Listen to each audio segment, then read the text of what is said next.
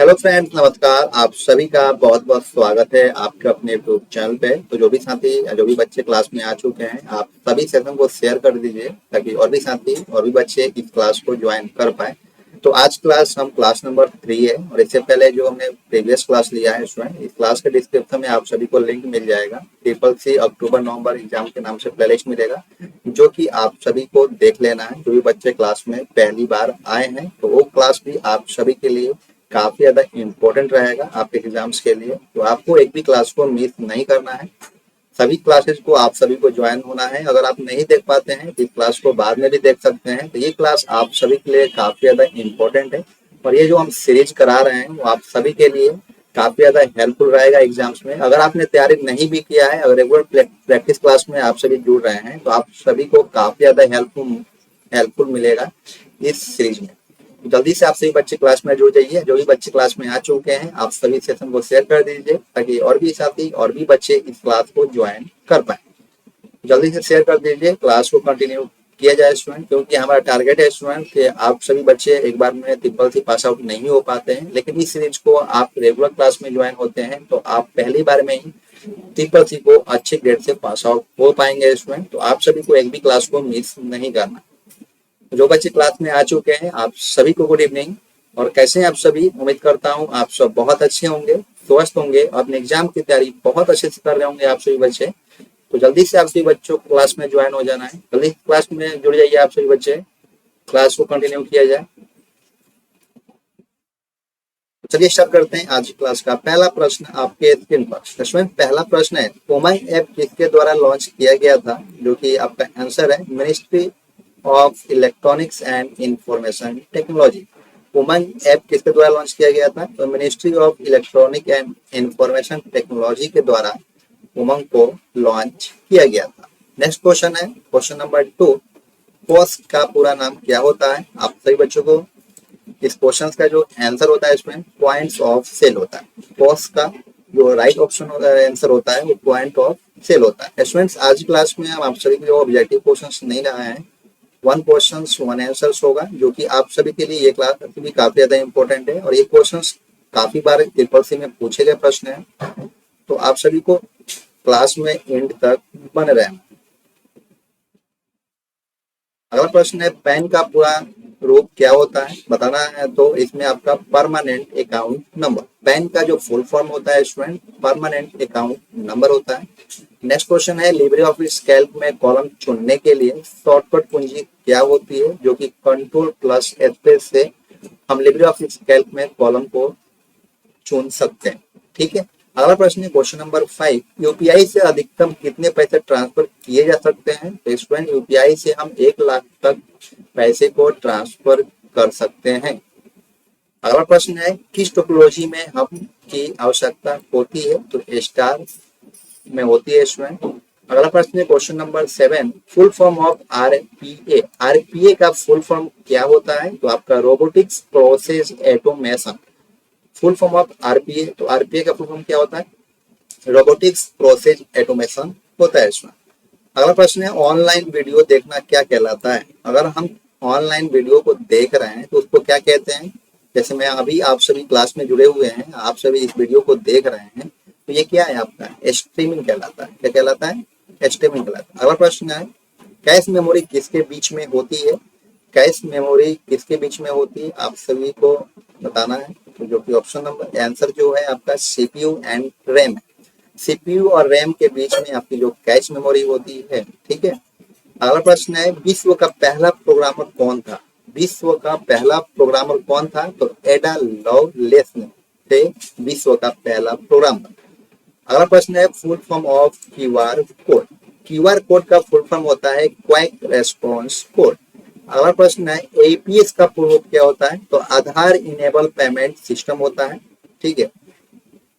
अगला प्रश्न है, लाइनक्स ऑपरेटिंग सिस्टम का हट किसे कहा जाता है? ठीक है स्टूडेंट, इसको आप इसका आंसर जो होगा वो कर्नल होगा। ठीक है। लाइनक्स ऑपरेटिंग सिस्टम का जो हट होता है उसको हम कर्नल बोलते हैं। ठीक है। अगला प्रश्न है, आधार कार्ड कितने डिजिट का होता है? देखिए स्टूडेंट, ट्रिपल सी में ये क्वेश्चन काफी बार पूछा गया है, तो ये क्वेश्चन तो आप सभी को मालूम होना ही चाहिए। क्योंकि बहुत बार ये क्वेश्चन को पूछा गया। तो आधार कार्ड कितने डिजिट का होता है, बहुत सारे बच्चों को नहीं पता होता है। तो ये आज जान लीजिए आप सभी कि जो आपका आधार कार्ड का जो डिजिट होता है वो 12 डिजिट का होता है। अगला प्रश्न है क्वेश्चन नंबर 15, यूपीआई का पूरा नाम क्या है? यूपीआई का पूरा नाम यूनिफाइड पेमेंट इंटरफेस होता है स्टूडेंट। अगला प्रश्न है डब्ल्यू का पूर्ण रूप क्या है? तो वर्ल्ड वाइड वेब। डब्ल्यू का आपका जो फुल फॉर्म होता है वर्ल्ड वाइड वेब होता है। अगला प्रश्न है डेस का पूरा नाम बताइए। तो डेस का पूरा नाम होता है डाटा इंक्रिप्शन स्टैंडर्ड। अगला प्रश्न है बिंग किसका उत्पाद है? बिंग किसका उत्पाद है? माइक्रोसॉफ्ट। अगला प्रश्न है कौन सा सर्च इंजन चीन का है? कौन सा सर्च इंजन चीन का है? तो ये है बैडू। ठीक है, इसमें जो बैडू है वो आपका चीन का सर्च इंजन है। अगला प्रश्न है बीसीसी का पूर्ण रूप क्या होता है? तो बीसीसी का जो रूप होता है इसमें ब्लाइंड कार्बन कॉपी। ठीक है। अगला प्रश्न है किस कुंजी का उपयोग रिपीट कमांड के लिए किया जाता है? तो control plus shift plus Y से हम किसी भी रिपीट कमांड के लिए हम कर सकते हैं। अगला प्रश्न है क्वेश्चन नंबर 22, देव क्या दर्शाता है? तो डिवाइस फाइल। ठीक है। अगला प्रश्न है B10 से B14 तक सेल के योग की गणना करता और B8 के मूल्य को जोड़ता है तो फॉर्मूला क्या होगा? तो इसका आंसर है equal to sum bracket close B1 B10 ratio B14। ठीक है, ब्रैकेट क्लोज हो जाएगा प्लस B8 हो जाएगा। ठीक है।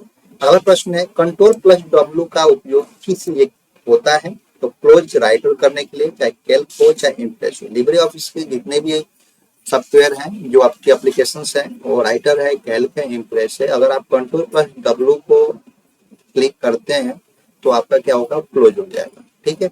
अगला प्रश्न है clear formatting in writer shortcut की। तो कंट्रोल प्लस M से हम फॉर्मेटिंग को क्लियर कर सकते हैं।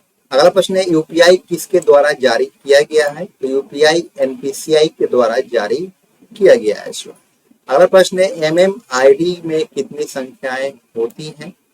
तो एमएमआईडी में मोबाइल मनी आइडेंटिफायर होता है इसमें। ठीक है, जो कि आपकी जो संख्याएं होती है वो 7 होती है। अगला प्रश्न है सीएसएस का पूरा नाम क्या है? तो सीएसएस का पूरा नाम कैस्केडिंग स्टाइल शीट्स होता है। अगला प्रश्न है आरटीजीएस की अधिकतम सीमा कितनी होती है? तो आप सभी को बता दूं कि 10 लाख रुपए प्रतिदिन आरटीजीएस के थ्रू हम क्या कर सकते हैं?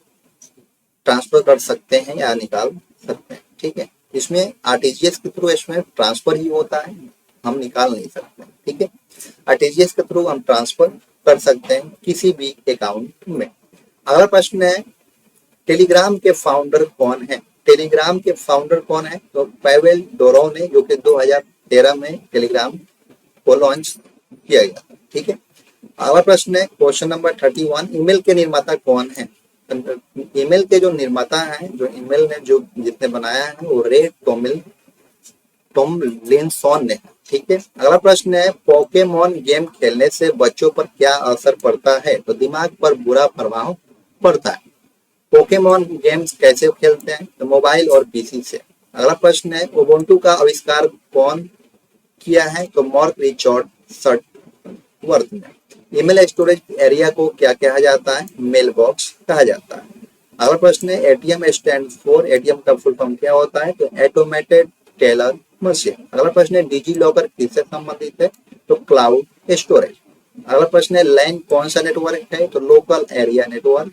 अगला प्रश्न है सीवीवी में कितनी संख्याएं होती हैं? तो इसमें सीवी में जो होती है वो 3 संख्या होती है। ये क्वेश्चंस में काफी बार ट्रिपल सी में पूछा गया है। ठीक है। अगला प्रश्न है ईमेल भेजने के लिए इस्तेमाल किए जाने वाला प्रोटोकॉल कौन सा होता है? तो एसएमटीपी होता है। अगला प्रश्न है उमंग किस प्रकार का एप्स है? E governance. अगला प्रश्न है एनक्रिप्टेड टेक्स्ट को प्लेन टेक्स्ट में बदलना क्या कहलाता है? एन्क्रिप्शन। अगला प्रश्न है three shortcut key in writer control plus F7। Libre office Calc में फुल स्क्रीन की शॉर्टकट कुंजी क्या है? कंट्रोल प्लस शिफ्ट प्लस जे। अगला प्रश्न है कंप्यूटर के जनक किसे कहा जाता है? तो चार्ल्स बेबेज। का नाम क्या है? तो वीडियो ग्राफिक एरे।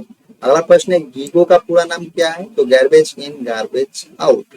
ईमेल में का क्या मतलब है? इलेक्ट्रॉनिक। अगला प्रश्न है इम्प्रेस में डिफॉल्ट पेज ओरिएंटेशन क्या है? लैंडस्केप। 3D प्रिंटिंग किसके लिए प्रयोग किया जाता है? तो भौतिक वस्तुओं को बनाने के लिए। यूपीआई पिन में अंकों की संख्या क्या होती है? तो 6 होती है। अगला प्रश्न है 52 आई का पूर्ण रूप क्या है? तो इंटरनेट एक्सप्लोरर। एसईओ का पूरा नाम क्या है? Search engine optimisation. अगला प्रश्न है full form of IFC. Answer है Indian financial system code. Full form of WMF window meta file. Bandwidth क्या है? तो डेटा ट्रांसफर की अधिकतम दर है। फेसबुक और लिंक्डइन क्या है? सोशल मीडिया है। एटीएम पिन में अंकों की संख्या कितनी होती है? तो 4 होती है। लाइनक्स कर्नेल द्वारा शुरू की गई पहली प्रक्रिया कौन सी है? तो इनिट है। ओके, सरकार द्वारा डोर स्टेप सेवा के रूप में जाना जाता है और डीएसटी बोला जाता है इसमें। Equal to product to some 5,7 का मान क्या है? तो बताना है आप सभी को कि 2 और सम में 5 7 को आप क्या कर रहे हैं? प्लस कर रहे हैं। अब प्लस करने के बाद इसको प्रोडक्ट कर रहे हैं तो 5 और 7 कितना होता है? 12 होता है। और 12 को अब हम 2 से मल्टीप्लाई करेंगे तो क्या हो जाएगा? 12 2 जा 24। तो आपका जो आंसर होगा वो 24 हो जाएगा। लिब्रे ऑफिस कैल्क में अधिकतम जूम कितना होता है? 400% होता है। Full form of IMEI international mobile equipment identity.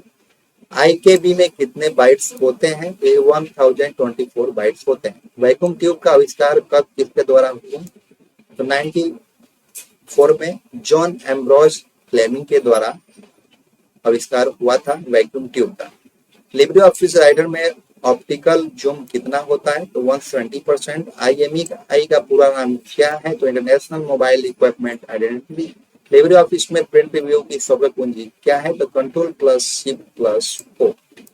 ठीक है। अगला प्रश्न है फेसबुक पर मार्केट प्लेस किसका उदाहरण है? तो C2C कस्टमर टू कस्टमर होता है इसमें, इसका फुल फॉर्म। भारत बॉस किस प्रकार का ऑपरेटिंग सिस्टम है? तो Linux based open source. Libre office Calc में सेल की अधिकतम ऊंचाई क्या है? ऊंचाई 39.37 इंचेस है जो कि डिफॉल्ट 0.18 इंच होता है। आरटीजीएस का पूर्ण रूप क्या है इसमें? तो रियल टाइम ग्रॉस सेटलमेंट होता है। कंप्यूटर का हॉट जो होता है वो सीपीयू होता है। और वर्डप्रेस क्या है? तो open source content management system WordPress है। और लिब्रे ऑफिस में पेस्ट स्पेशल की सॉफ्टवेयर कुंजी क्या होती है? तो control plus shift plus B होती है जो कि हम पेस्ट स्पेशल करते हैं। IRCTC का पूरा नाम क्या है? तो Indian railway catering and tourism corporation. EDP क्या है? Electronic data processing. Save as shortcut key in LibreOffice Calc control plus shift plus S. इसमें 28 क्वेश्चन था। इसमें ऑब्जेक्टिव क्वेश्चन नहीं थे, डायरेक्टली क्वेश्चन और आंसर दिया गया था। लेकिन 28 क्वेश्चन भी आपके एग्जाम्स के लिए काफी ज्यादा हेल्पफुल रहेंगे इसमें। कि आपको क्लास कैसा लगा आप हमें कमेंट सेक्शन में जरूर बताइएगा। अगर आप क्लास में पहली बार आए हैं या चैनल को पहली बार विजिट कर रहे हैं तो आप सभी चैनल को सब्सक्राइब करना है, बेल आइकन को प्रेस करना बिल्कुल मत भूलिएगा। ट्रिपल्स के लिए कोई भी अपडेट आता है तो सबसे पहले हमारे चैनल के माध्यम से दिया जाता है इसमें। तो सबसे पहले आप सभी को नोटिफिकेशन मिल सके उसके लिए आप सभी को चैनल को सब्सक्राइब करके बेल आइकन को प्रेस करना होगा। तो आज के लिए बस इतना ही, फिर मिलते हैं नेक्स्ट क्लास में। Thank you for watching, bye bye.